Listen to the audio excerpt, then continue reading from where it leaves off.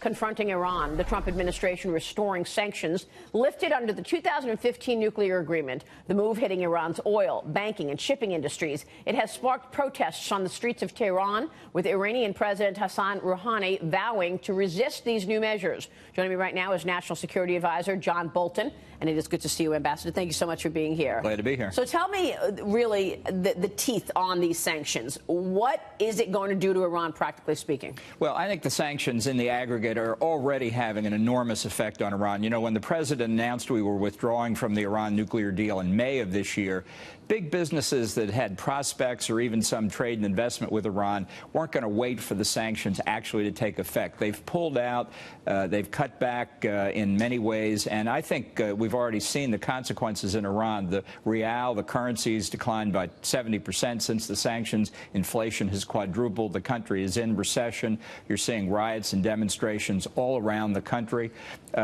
just provoked by ordinary citizens. So I think this is going to cut into Iran's ability to continue their nuclear program, to finance terrorism, and to engage in military activity around the Middle East. And I think we're already seeing that. Now, look, obviously it's taken some oil off the market, but the criticism, as the editorial board in the Journal wrote over the weekend, one complaint is that the administration has exempted 8 countries from sanctions on oil exports from Iran. Are they Japan, South Korea, China, and India? Well, I think those are going to be announced today. Look, the president's policy here is maximum pressure. And I think what he means by maximum pressure is maximum pressure. The aim is to drive Iranian oil exports to zero. We're working with other countries to get alternative supplies for countries that are buying. And I think that's critical over an extended period of time. But let's be clear, we're going to have sanctions that even go beyond this. We're not simply going to be content with the level of sanctions that existed under Obama in 2015. More are coming, and even more important, perhaps, is we are actually going to have very strict, very tight enforcement of the sanctions that do exist. Iran right now is in the escape and evasion mode. They're going to try and get around the sanctions. We're determined to prevent that. I know you're going to announce later today the country specifically in the exemptions, but why the waivers? Why put some in a category of having these waivers and others not? Yeah, look, I think we've said for a long time zero should mean zero, but some countries that for the last 3 or 4 years had been able to purchase oil from Iran need some time to get down to zero. These are not permanent waivers, no way. We're going to do everything we can to squeeze Iran hard, as the British say, to squeeze them until the pips squeak. Wow. And we're going to do everything we can. Their choice, and the mullahs in Tehran,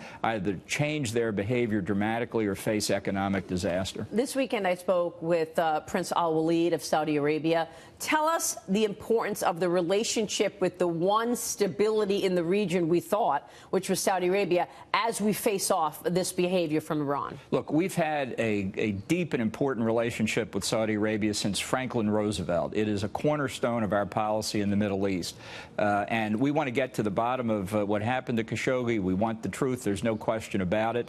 It's unacceptable behavior. But the relationship is foundational for the United States, and we're going to try everything we can to see it through. The other oil-producing monarchies in the Gulf region are going to depend on that. Israel sees Saudi Arabia as an important and stabilizing factor. And in the struggle for what is really causing tension and danger in the region, Iran, we want Saudi on our side. I want to get back to that in a second, but here's an op-ed from Rick Perry. Energy Secretary Perry writes this in the Wall Street Journal, the op-ed titled, "The World Can Live Without Iranian Oil." So did America's new role as this energy powerhouse factor into this decision? Maybe the U.S. is at such a level in terms of its own production, we don't need Middle Eastern oil from Iran anyway. Yeah, well, Rick Perry and the Energy Department have done a fantastic job since the president pulled out of the Iran nuclear deal to talk to other countries, to get their production up, to find oil that's suitable for the refineries in countries that had been purchasing from Iran.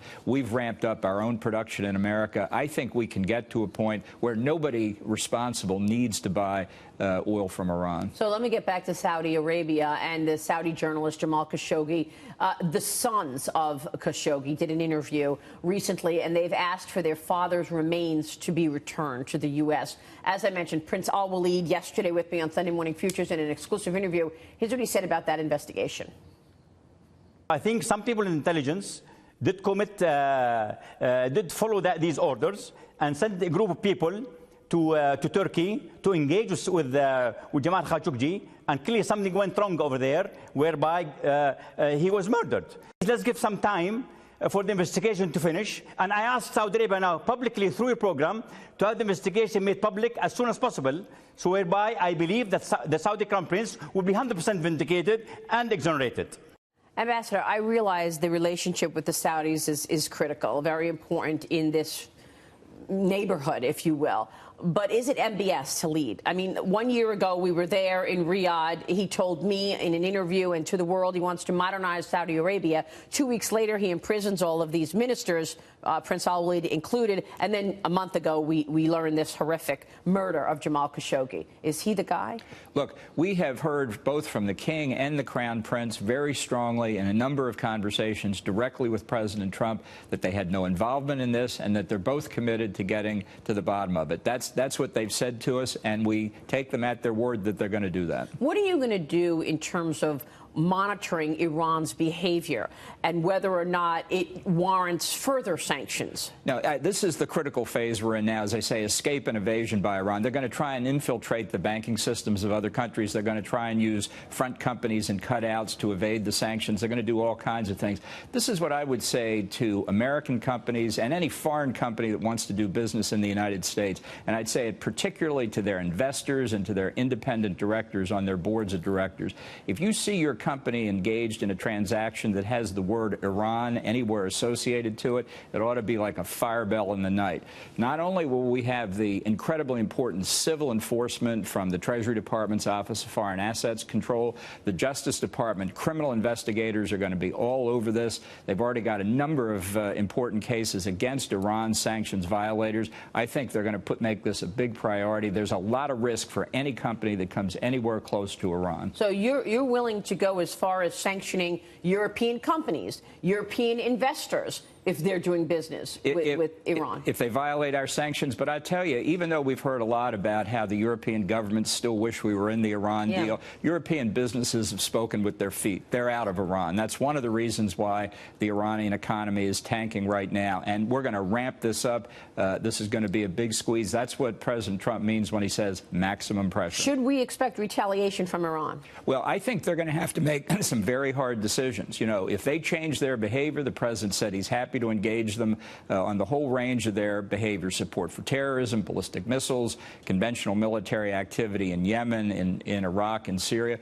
We're prepared to do that. They need to change their behavior or they will face the economic consequences.